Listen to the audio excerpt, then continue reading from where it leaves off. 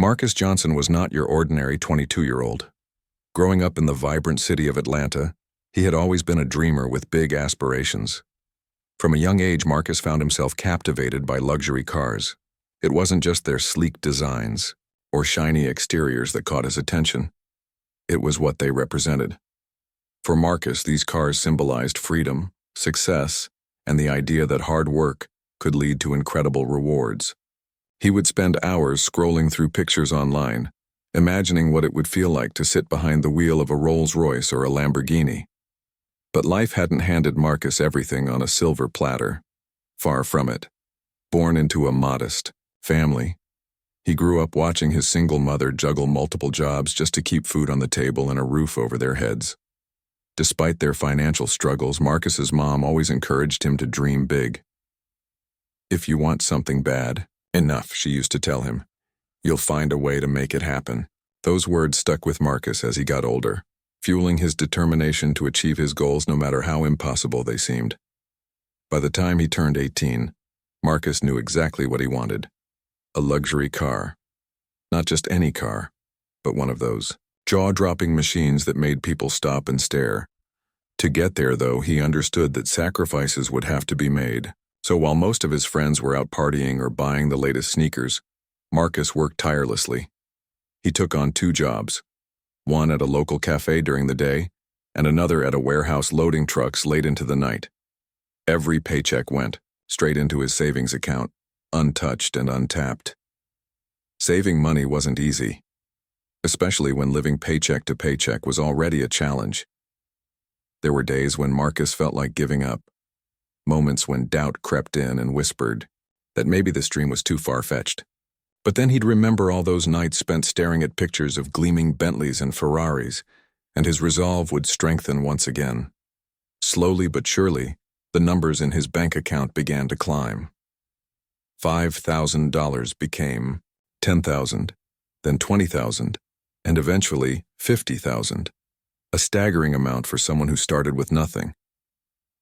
With his savings finally reaching a point where he felt confident enough to take the next step, Marcus decided it was time. He chose Prestige Motors, an exclusive dealership known for its jaw-dropping collection of high-end vehicles. Located in the heart of downtown Atlanta, the showroom sparkled under the sunlight, its glass walls reflecting the blue sky above. Inside, rows of luxurious cars sat proudly on display, each more breathtaking than the last. This was the place where dreams came true, or so Marcus thought. On the morning of his visit, Marcus woke up early, unable to contain his excitement. He carefully picked out his outfit, a pair of clean jeans, a hoodie, and his favorite sneakers. Though simple, he felt good about how he looked. After all, why should it matter what he wore? What mattered was the fact that he had saved every penny himself, proving that he was serious about making this purchase. With his bank statement tucked safely in his pocket, Marcus set off toward Prestige Motors, his heart pounding with anticipation. As he approached the building, Marcus couldn't help but marvel at its grandeur. The entrance was framed by towering columns, and the logo on the door gleamed as if daring anyone without means to enter. Taking a deep breath, Marcus pushed open the heavy glass door and stepped inside. The air smelled faintly of leather and polish, and the sound of his footsteps echoed against the marble floor. Around him, salespeople moved gracefully between customers, their smiles wide and practiced. Marcus felt a mix of awe and nervousness as he glanced around, trying to figure out whom to approach first. That's when Greg appeared, or rather, materialized, out of nowhere. Dressed in an expensive suit, Greg exuded confidence, his perfectly styled hair glistening under the showroom lights. At first glance, Marcus thought Greg might be helpful, but within seconds, the tone shifted. Greg's eyes flickered dismissively over Marcus's casual attire before settling on his face. Without saying a word, Greg turned slightly away, pretending to check his phone. When Marcus cleared his throat and introduced himself, Greg barely acknowledged him, offering only a curt nod. Undeterred, Marcus explained his purpose. "Hi, I'm here to buy a car," he said, pulling out his bank statement. "I've saved up and I'm ready to make a purchase today." He smiled, hoping to convey both his seriousness and enthusiasm.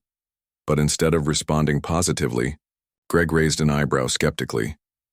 "You sure about that?" he asked, his voice dripping with sarcasm. "Most of our clients arrive in something, well, a bit nicer than sneakers and a hoodie."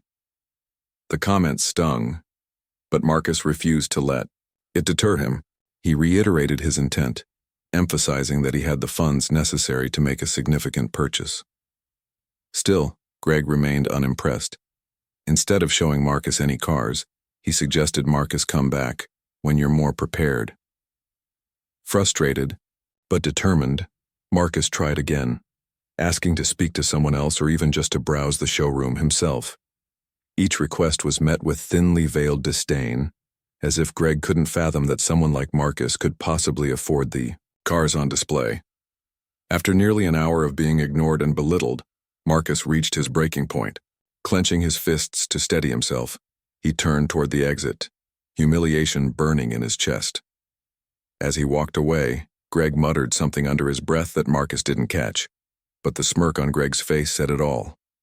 It was clear that Marcus had been judged not on his ability to pay but on his appearance alone, and as he stepped back out into the bright sunlight, Marcus vowed never to forget this moment. Little did he know, however, that things were about to change in ways he could never have imagined. The sting of rejection lingered long after Marcus left Prestige Motors. As he walked away from the dealership, his heart felt heavy, weighed down by a mix of emotions, anger, embarrassment, and disbelief. He couldn't believe how quickly things had gone wrong. All he wanted was to be treated like any other customer, someone with valid intentions and the means to back them up. But instead, he'd been dismissed, judged not by what he could offer but by how he looked. It was as if Greg, the salesperson, had already decided Marcus didn't belong before even hearing him out.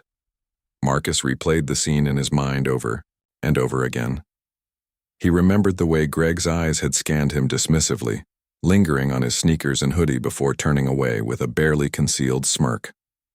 The condescending tone in Greg's voice echoed in Marcus's ears. "Most of our clients arrive in something, well, a bit nicer than sneakers and a hoodie." Those words cut deep, not because they were true, but because they implied that Marcus wasn't good enough to even be considered a potential buyer. What hurt the most was knowing that he had the money. He hadn't saved $50,000 just to be laughed off or ignored. Every dollar in his bank account represented months of hard work, long hours at the cafe serving coffee, late nights loading trucks at the warehouse, and countless sacrifices along the way. Yet none of that seemed to matter to Greg. In that moment, Marcus realized that no amount of preparation or savings could shield him from people's biases. By the time he reached home, Marcus was fuming. He slammed the door behind him, threw his keys onto the counter, and collapsed onto the couch. His phone buzzed incessantly, notifications piling up from friends and family checking in on him. But Marcus didn't feel like talking to anyone. Instead, he stared at the ceiling, replaying the day's events in slow motion. Each memory was sharper than the last. The raised eyebrows, the fake smiles, the cold indifference. He clenched, his fist tightly, trying to keep his frustration in check, but it was no use. This wasn't just about being turned away. It was about being treated like he didn't exist. Unable to sit still, Marcus grabbed his phone and scrolled through social media, hoping to distract himself. But everywhere he looked, there were reminders of luxury cars and success stories. Influencers posed next to gleaming sports cars, captions boasting about their latest purchases. For a brief moment, Marcus wondered if he'd made a mistake coming to Prestige Motors. Maybe he should have started smaller, visited a less intimidating dealership first, but then he shook his head. No, that wasn't the issue. The problem wasn't where he went, it was how he was treated once he got there. Frustrated and restless, Marcus called his best friend Jamal. They'd known each other since middle school, and Jamal had always been the one person Marcus could count on when life got tough. When Jamal picked up the phone, Marcus didn't waste time with pleasantries. "Man, you won't believe what happened today," he said, his voice trembling with emotion. Over the next few minutes, Marcus recounted everything. The dismissive glances, the sarcastic comments, the outright refusal to take him seriously. By the time he finished, Jamal was furious. "That's messed up," Jamal said firmly. "You worked your tail off for this. You deserve better than that." He paused for a moment, then added, "You know what? You should share your story online. People need to hear about this." At first, Marcus hesitated. Sharing his experience publicly felt like opening himself up to judgment all over again. What if people thought he was exaggerating? Or worse, what if they agreed with Greg and thought he didn't belong in a luxury car dealership? But Jamal persisted, reminding Marcus that his story wasn't just about him. It was about exposing a bigger issue. "This isn't just about you getting disrespected," Jamal said. "It's about showing people how stereotypes can blind us to reality. Someone needs to call this out." After some convincing, Marcus decided to give it a shot. Sitting down, at his laptop, he typed out a detailed post describing his experience at Prestige Motors. He included every painful detail: the way Greg had judged him based on his clothes, the refusal to show him any cars, and the snide comment about most of our clients. He ended the post with a simple yet powerful message. Success doesn't have a uniform. Don't let appearances blind you to potential. Once the post was live, Marcus braced himself for criticism. But to his surprise, the response was overwhelmingly positive. Within hours, his story had gone viral, shared thousands of times across platforms like Twitter, Instagram, and Facebook. People from all over the world chimed in, sharing their own experiences of being judged or discriminated against based on their appearance. Some recounted similar incidents at high-end stores or restaurants, while others talked about facing bias in professional settings. The hashtag #RespectMarcus began trending, sparking conversations about classism, racism, and the importance of treating everyone with dignity. As the comments poured in, Marcus felt a strange mix of emotions. On one hand, he was grateful for the support. Strangers were rallying behind him, validating his feelings and standing up against the injustice he'd faced. But on the other hand, he couldn't shake the sadness that came with realizing how common these experiences were. Scrolling through the responses, Marcus saw story after story of people who had been dismissed, belittled, or outright ignored, simply because they didn't fit someone else's idea of what success should look like. It was heartbreaking and infuriating. News outlets soon caught wind of the viral post, reaching out to Marcus for interviews. Reporters wanted to hear his side of the story, eager to shine a spotlight on the discrimination he'd encountered. At first, Marcus was hesitant. Talking to the media felt like stepping into uncharted territory, and he worried about saying the wrong thing. But Jamal encouraged him to seize the opportunity. "This is your chance to make a difference," Jamal said. "If you speak up now, maybe it'll stop someone else from going through the same thing." With that in mind, Marcus agreed to do a few interviews. Each conversation was cathartic, allowing him to process his emotions while also amplifying his message. He spoke passionately about the importance of looking beyond surface-level judgments and recognizing the value in everyone, regardless of how they present themselves. His words resonated deeply, earning praise from viewers and readers alike. Meanwhile, the backlash against Prestige Motors grew louder. Customers canceled appointments, vowing never to set foot in the dealership again. Others posted scathing reviews online, calling out the staff for their elitist attitudes. Even local news stations covered the controversy, airing segments that highlighted the discriminatory treatment Marcus had faced. Within days, Prestige Motors found itself at the center of a public relations nightmare, scrambling to address the growing outrage. Despite the whirlwind of attention, Marcus remained grounded. He knew the real fight wasn't just about holding Prestige Motors accountable. It was about challenging the systemic biases that allowed such behavior to happen in the first place. As he reflected on everything that had transpired, Marcus couldn't help but wonder if this was the universe's way of testing him. After all, he'd always believed that obstacles were opportunities in disguise. If that was true, then maybe this rejection would lead to something greater, something he couldn't yet imagine. Little did Marcus know, his life was about to change in ways he never expected. While the world debated the ethics of luxury car dealerships and the dangers of snap judgments, an unexpected twist awaited him, one that would redefine his understanding of family, legacy, and the true meaning of success. The whirlwind of attention surrounding Marcus's story showed no signs of slowing down. By the third day, his post had been shared millions of times, and Respect Marcus was trending not just locally, but globally. People from all walks of life were chiming in. Students, professionals, entrepreneurs, and even celebrities.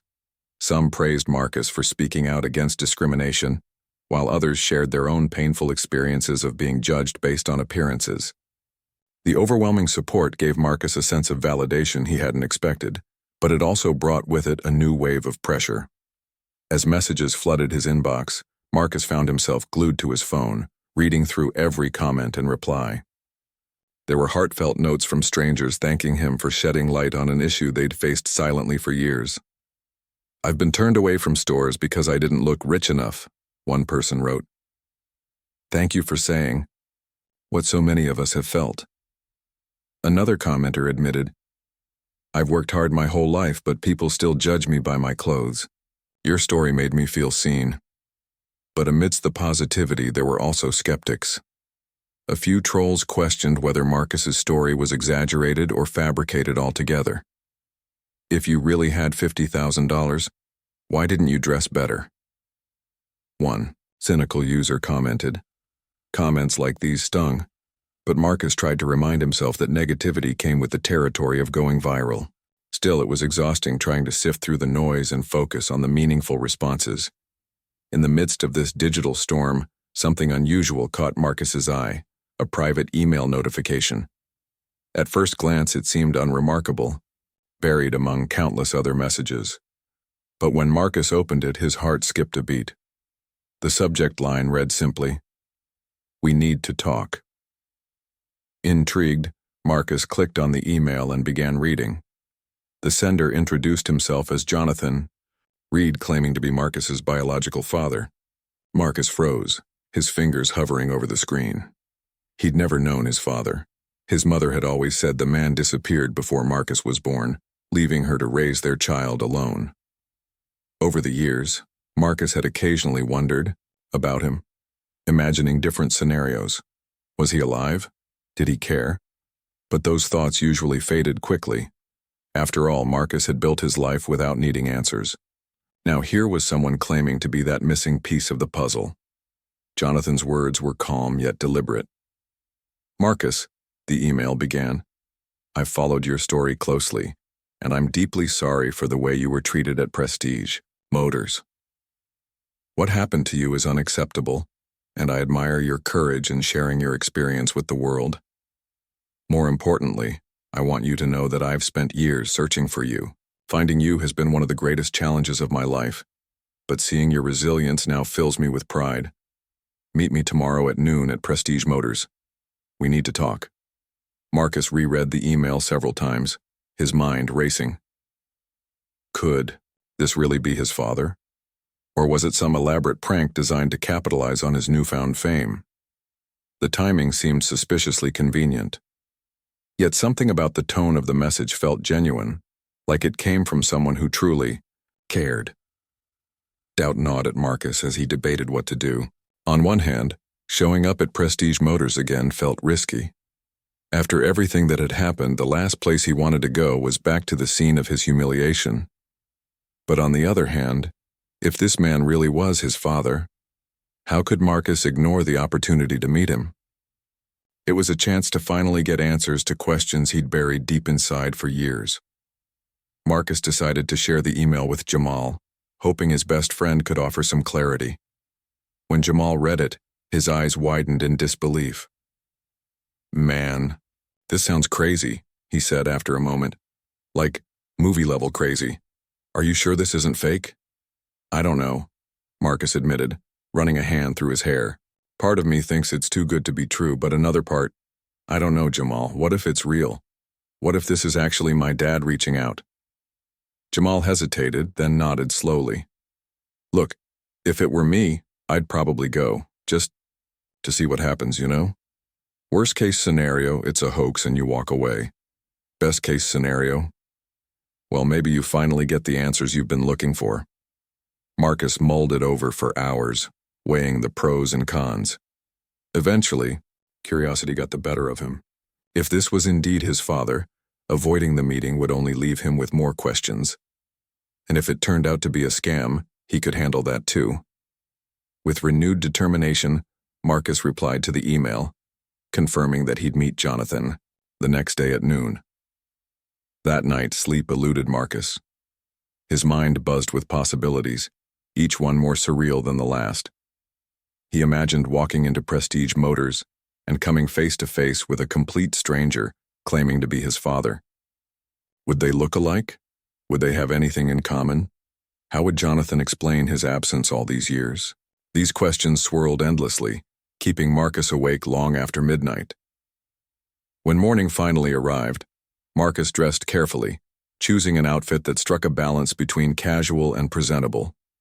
He didn't want to overdress. It wasn't a job interview, but he also didn't want to appear careless. As he stood in front of the mirror, adjusting his collar, he couldn't help but wonder if this decision would change his life forever. At 11:45 a.m., Marcus arrived at Prestige Motors, his stomach churning with nerves. The dealership looked exactly as it had during his previous visit, the gleaming cars, the polished floors, the air thick with luxury. But today, something felt different. For one thing, the parking lot was eerily quiet, save for a single black Rolls-Royce Phantom parked near the entrance. Marcus recognized the car instantly. It was impossible to miss. Its sleek design and flawless finish screamed wealth and power. As Marcus approached the showroom doors, he noticed movement inside. A tall, impeccably dressed man stepped out, his presence commanding immediate attention. Dressed in a tailored navy blue suit, the man exuded confidence and authority. His salt and pepper hair was neatly styled, and his piercing gray eyes scanned the room until they landed on Marcus. Without hesitation, the man walked toward him, his expression softening as he drew closer. "Marcus," the man said, his voice warm yet steady, "I'm Jonathan Reed, your father." For a moment, Marcus couldn't speak. He stared at Jonathan, taking in the familiar curve of his jawline and the slight tilt of his head. Though he hadn't seen pictures of his father growing up, there was no denying the resemblance. It was subtle but undeniable, a shared shape of the eyes, a similar smile. Jonathan extended his arms, pulling Marcus into a firm embrace. "Son," he murmured softly, "I've waited a long time for this moment." Tears pricked the corners of Marcus's eyes as emotions overwhelmed him. Relief, shock, joy, all of it collided in a rush that left him momentarily speechless. When Jonathan finally pulled back, Marcus managed to nod, his voice barely above a whisper. I didn't think I'd ever meet you." Jonathan smiled gently, placing a reassuring hand on Marcus's shoulder. "I know, and I'm sorry for that. But we'll talk about everything soon. First, let's settle this business with Prestige Motors." Before Marcus could respond, Greg appeared, his face pale and his demeanor nervous. Clearly, news of Jonathan's arrival had reached the staff. Greg fumbled over his words, stammering apologies and offering Marcus anything he desired. But Jonathan wasn't interested in excuses. Turning to Greg, he announced loudly, "This is my son, and today we're buying every car in this showroom." The room fell silent. Salespeople exchanged stunned glances, while Greg's mouth hung, open in disbelief. For Marcus, the moment was surreal. In less than 24 hours, he had gone from being rejected outright to standing beside a man who claimed to be his father, and who apparently had the means to make everyone regret underestimating him. Though the situation was overwhelming, Marcus couldn't deny the satisfaction of seeing justice served. As Jonathan handed him a platinum card and encouraged him to choose whatever car caught his eye, Marcus realized this was more than just revenge. It was proof that success wasn't defined by appearances. It was earned through perseverance, resilience, and the strength to rise above adversity. Whatever lay ahead, Marcus knew one thing for certain. His journey was far from over. The moment Jonathan Reed declared Marcus his son in front of the entire Prestige Motors staff, the atmosphere shifted dramatically. Greg, who just days ago had dismissed Marcus with barely concealed disdain, now scrambled to make amends. His face turned beet red as he stammered out apologies, bowing slightly and offering Marcus whatever he wanted, anything at all. The same man who had refused to even show Marcus a car was now practically begging for forgiveness, but Jonathan wasn't interested in Greg's groveling. With an air of quiet authority, he cut the salesperson off mid-sentence. "Save it," he said sharply, his tone leaving no room for argument. Then turning to Marcus, he added, "Let's focus on what matters here, you." He gestured toward the showroom floor, where rows of gleaming luxury cars sat waiting. "Take your time. Pick whatever speaks to you." For a moment, Marcus stood frozen, overwhelmed by the surreal turn of events. Just yesterday, he'd been treated like he didn't belong in this place. Now he was being handed the keys to its kingdom, or at least given permission to claim one of its treasures. It felt like stepping into a dream, but Marcus quickly reminded himself to stay grounded. This wasn't about revenge or proving a point. It was about choosing something that truly resonated with him. As Marcus wandered through the showroom, Jonathan walked beside him, pointing out different models and sharing insights about their features. "This Bentley Continental GT is a classic choice," Jonathan remarked, gesturing toward a sleek midnight blue model. "It's elegant, powerful, and timeless." Marcus paused in front of the car, running his fingers lightly over its smooth surface. Something about it clicked. This was the car he'd always imagined owning, the perfect blend of style and substance. "I think I'll take this one," Marcus said finally, glancing at Jonathan for approval. To his relief, Jonathan smiled warmly. "Excellent choice," he replied. "It suits you." With the decision made, Jonathan signaled for Greg to finalize the paperwork. Watching Greg scurry around, desperate to avoid further scrutiny, Marcus couldn't help but feel a twinge of satisfaction. This wasn't about gloating, it was about reclaiming his dignity. For too long, people had judged him based on superficial factors, dismissing his dreams before giving him a chance. Today, he was proving them wrong in the most undeniable way possible. Once the purchase was complete, Jonathan turned his attention to the staff. Standing tall in the center of the showroom, he addressed everyone present, his voice firm yet measured. "I want to make something clear," he began, his piercing gaze sweeping across the room. "Success doesn't wear a uniform. You can't look at someone and assume they don't belong here or anywhere else based on how they're dressed. What matters is character, determination, and the ability to back up your words with action." His words hung heavy in the air, forcing each employee to confront their own biases. Jonathan continued, "Today you saw firsthand what happens when arrogance blinds you to potential. My son worked tirelessly to save every penny he spent here today. He earned the right to stand in this showroom just like anyone else. If you can't respect that, then perhaps this isn't the place for you." By the time Jonathan finished speaking, Greg looked like he might faint. Within hours, news spread throughout the dealership that Greg had been fired, a move that sent shockwaves through the staff. Prestige Motors issued a public apology later that day, vowing to implement stricter policies against discriminatory behavior. While Marcus appreciated the gesture, he knew real change would require more than just words. Still, it was a start. After leaving the dealership, Marcus climbed into his brand new Bentley, marveling at the leather seats and state-of-the-art dashboard. As he adjusted the mirrors and gripped the steering wheel, he felt a surge of pride, not because of the car itself, but because of everything it represented. This wasn't just a vehicle. It was proof that hard work paid off, even in the face of adversity. Jonathan joined him outside, leaning against the driver's side door with a proud smile. "Ready for lunch?" he asked. Marcus nodded, still processing the whirlwind of emotions coursing through him. Together they drove to a nearby restaurant, where they settled into a quiet corner booth. Over plates of steak and pasta, Jonathan began sharing pieces of his story. "I know I have a lot to explain, Jonathan started, his tone softer now, and I won't pretend there's any excuse for not being there when you were growing up. But I want you to know that I tried to find you. Your mother. She didn't want me involved, and I respected her wishes at first. But as time went on, I realized I couldn't let go of the idea of having a family. I hired private investigators, followed leads, did everything I could to track you down. Unfortunately, bureaucracy has a way of complicating things. Marcus listened intently, absorbing every word. Part of him wanted to feel angry, to lash out at this man who had been absent for so long. But another part understood that life was rarely black and white.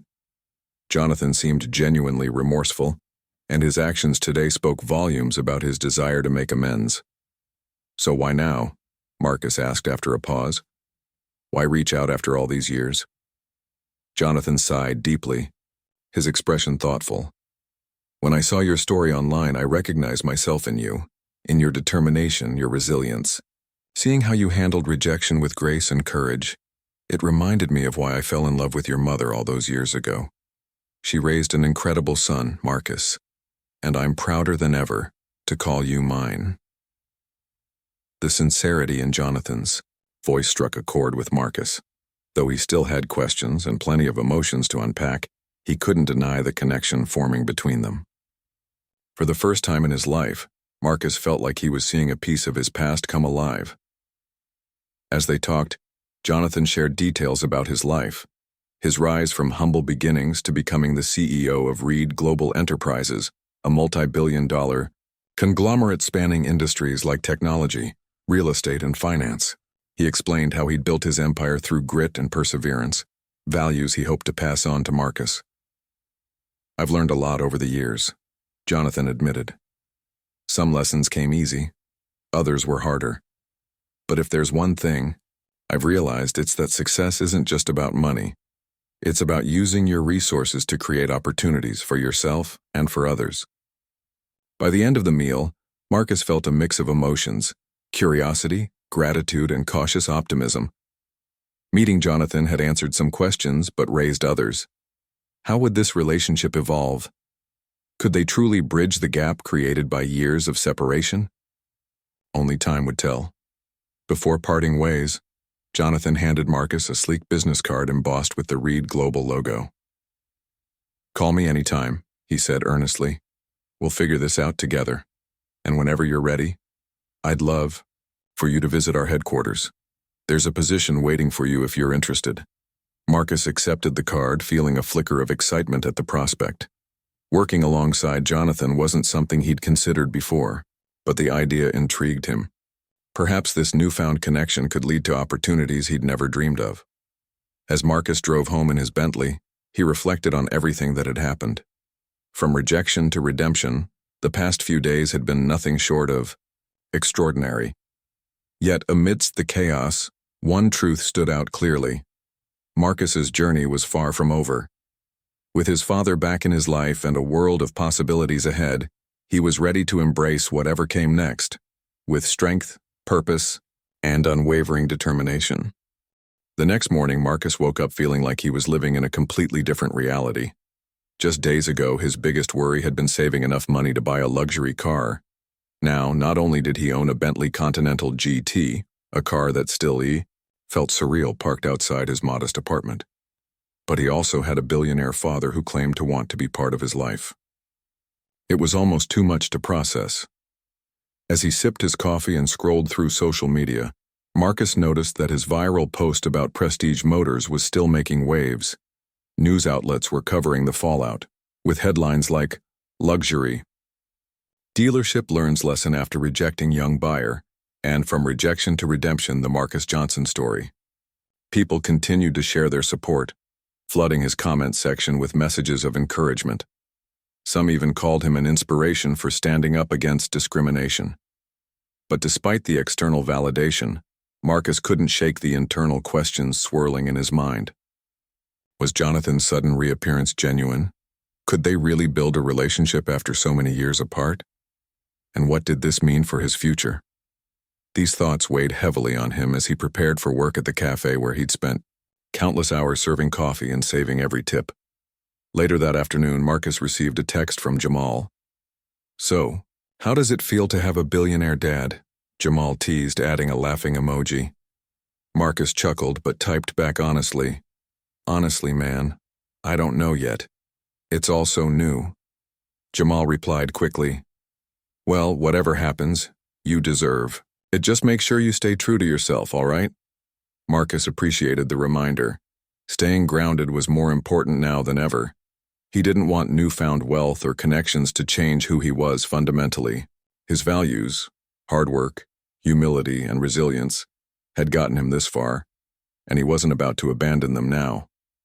That evening, Marcus decided to take his Bentley out for a spin. Driving through Atlanta's streets, he couldn't help but smile as heads turned and eyes widened at the sight of the gleaming blue car. For once, he wasn't nervous about being judged. Instead, he felt proud, not because of the vehicle itself, but because of everything it symbolized. This wasn't just a car. It was proof that he could achieve his dreams no matter how impossible they seemed. His drive eventually led him to Reed Global Enterprises headquarters, a towering skyscraper located in the heart of downtown. From the outside, the building exuded power and sophistication, its glass facade reflecting the city skyline. Though Marcus hadn't planned to visit today, something drew him there. Maybe it was curiosity, or maybe it was the need to see firsthand the empire his father had built. As he pulled into the parking garage, Marcus felt a mix of nerves and excitement. He wasn't sure what to expect when he walked inside, but he knew one thing. This was a step toward understanding Jonathan and himself better. Stepping into the lobby, Marcus was immediately struck by the sleek design and bustling energy. Employees moved briskly between meetings while visitors checked in at the front desk. A massive chandelier hung overhead, casting soft light across polished marble floors. Everything about the space screamed success, yet Marcus felt oddly comfortable, here as if he belonged. He approached the receptionist and introduced himself. "Hi, I'm Marcus Johnson. I'm here to see Jonathan Reed," he said, unsure whether mentioning their connection would raise eyebrows. But the receptionist's face lit up instantly. "Oh, Mr. Reed mentioned you might stop by. Please follow me." Moments later, Marcus found himself riding an elevator to the top floor, where Jonathan's corner office awaited. When the doors opened, he stepped into a spacious waiting area, adorned with modern art and plush seating. Before he could even announce his arrival, Jonathan emerged from his office, a wide grin spreading across his face. "Marcus," Jonathan exclaimed, extending his hand before pulling his son into another warm embrace. "I wasn't expecting you today, but I'm glad you're here." "I hope it's okay," Marcus replied, slightly embarrassed. "I just wanted to see the place for myself." "Of course it's okay," Jonathan assured him. "Come on in. Let me show you around." Over the next hour, Jonathan gave Marcus a tour of the office, introducing him to key members of the leadership team along the way. Everyone greeted Marcus warmly, clearly aware of his identity as Jonathan's son. At first, Marcus worried he might feel out of place, but the team's enthusiasm put him at ease. They spoke passionately about their projects, explaining how Reed Global operated across multiple industries to drive innovation and create opportunities worldwide. One conversation stood out in particular. As they passed by a conference room filled with young professionals brainstorming ideas, Jonathan paused to introduce Marcus to Sarah, the head of Reed Global's philanthropy division. "This is where we focus on giving back," Jonathan explained. "We partner with organizations to address systemic issues like education inequality, housing insecurity, and workforce development." Sarah nodded enthusiastically. "It's all about using our resources to empower underserved communities," she added. "We believe everyone deserves a fair shot at success." Listening to her words, Marcus felt a spark of inspiration. Growing up in a modest household, he understood firsthand the challenges faced by marginalized groups. If he joined Reed Global, perhaps he could play a role in creating meaningful change, not just for himself but for others like him. After the tour, Jonathan invited Marcus to sit down in his office. The space was impressive yet inviting, with floor-to-ceiling windows offering panoramic views of the city. Jonathan gestured for Marcus to take a seat, pouring 2 glasses of water before joining him. "So," Jonathan began, leaning forward, slightly. "What do you think? Do you see yourself fitting in here someday?" Marcus hesitated, choosing his words carefully. "It's amazing," he admitted. "But I don't want to jump into anything without thinking it through. I've worked hard to get where I am, and I don't want to lose that sense of accomplishment." Jonathan nodded approvingly. "I respect that," he said, "and I wouldn't expect you to dive in blindly. Take your time, explore your options. But know this, I want to mentor you, Marcus, not just because you're my son, but because I see potential in you. You've already proven you have the drive and determination to succeed. Imagine what you could achieve with guidance and resources behind you." The sincerity in Jonathan's voice resonated deeply with Marcus. For so long he'd navigated life on his own, relying solely on his mother's teachings and his own perseverance. Having someone offer support, someone who genuinely believed in him, was both comforting and empowering. Before leaving the office, Marcus thanked Jonathan for the tour and the opportunity to learn more about Reed Global. "I'll think about what you said," he promised, "and I'll let you know when I'm ready to take the next step." On the drive home, Marcus reflected on everything he'd experienced over the past few days. From rejection at Prestige, Motors to reconnecting with his father, his life had taken a dramatic turn in ways he never could have predicted. Yet amidst the chaos, one thing remained clear. Marcus was determined to stay true to himself. Whether it meant continuing his current jobs, exploring opportunities at Reed Global, or pursuing entirely new paths, he vowed to approach each decision with integrity and purpose. By the time he arrived home, Marcus realized something else. This journey wasn't just about him anymore. It was about using his story to inspire others, to show them that no matter how they're judged or dismissed, their worth cannot be diminished by ignorance. With renewed resolve, Marcus opened his laptop and began drafting plans for a foundation, dedicated to combating stereotypes and empowering marginalized voices. If his experience could spark change, then every challenge he'd faced would be worth it. As he typed away, Marcus smiled to himself. Life had thrown him curveballs, but he was ready to hit them out of the park.